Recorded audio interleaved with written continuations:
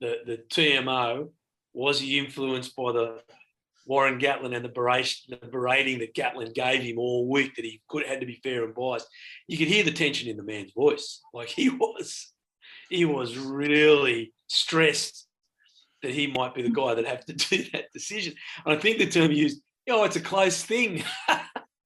That's your job, mate. That's your job. You've got to rule on the close things.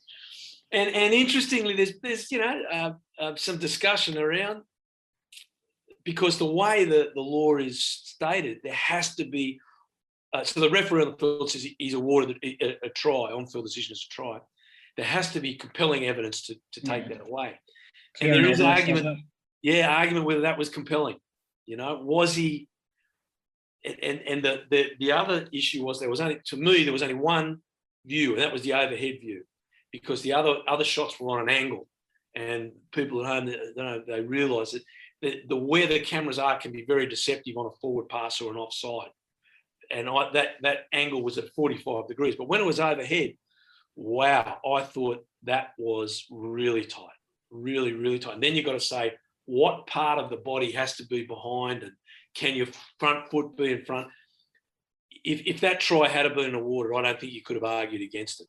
But I think Warren Gatland's little berating during the week psychologically paid off, and they got away with it. And again, the disallowed try to Faf de Klerk, again, correct decision. But when they went right back to that, I went, oh, okay, that's a long, long way back in the play. So every touch of and then of course you've also had, that Tom Curry lifted the leg of the prop in the scrum. That penalty should have been reversed, should have gone the other way. That went to South Africa, went to the Lions rather, should have gone to South Africa. There was just so many little moments in there. Hamish Watson, definitely a yellow card. Was it a yellow card? It was either a red card or a yellow card. There is no Scottish referee as well.